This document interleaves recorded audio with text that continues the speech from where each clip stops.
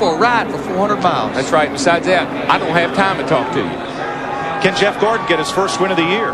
Can Johnny Benson get his first win ever? Can Jeffrey Bodine from the outset pull off an upset? We're ready. You're ready. And here they come. And we're coming down here, folks. Got them tight. Got them belts tight. Flagman's got that green flag in his hands. Here we go, folks. Boogity, boogity, boogity, boys. Take her down in the first turn.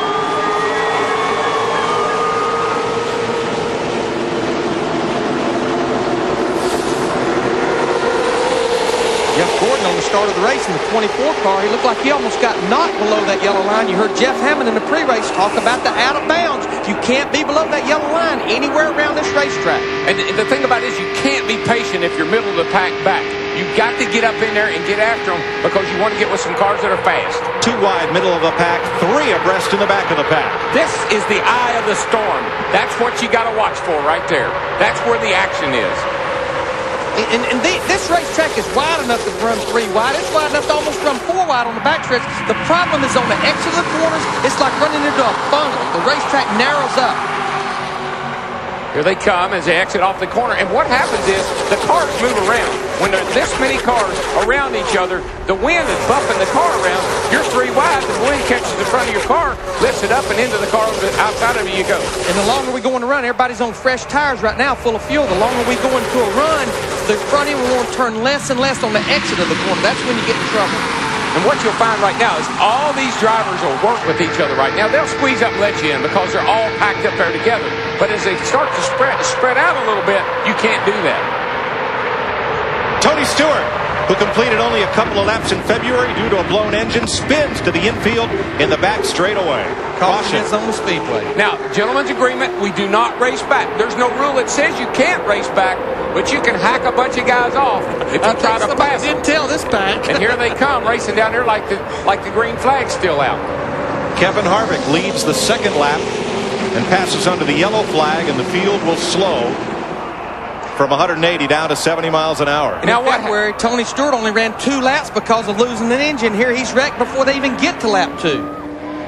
Now, what happens here is because some cars did pass with that yellow flag out, you'll be driving up beside a guy and shaking your fist at him, pointing your finger at him. Let's see what happened here. Wow, he just turned right. Looked like the car got down on the apron there just a little bit, and the back end came around.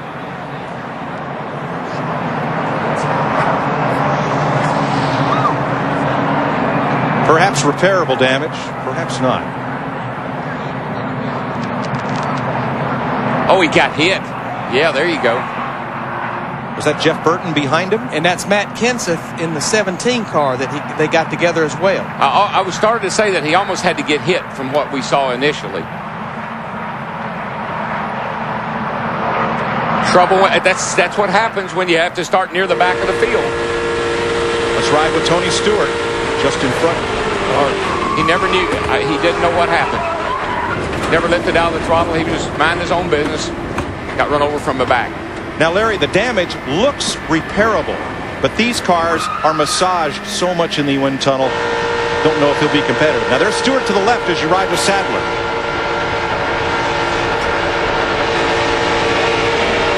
Yeah, Sadler was trying to squeeze in there. He got into the 17, bounced off him over into the 20. Damage on Sadler's car as well. And this is a car that finished second in the Daytona 500 in February and third a year ago.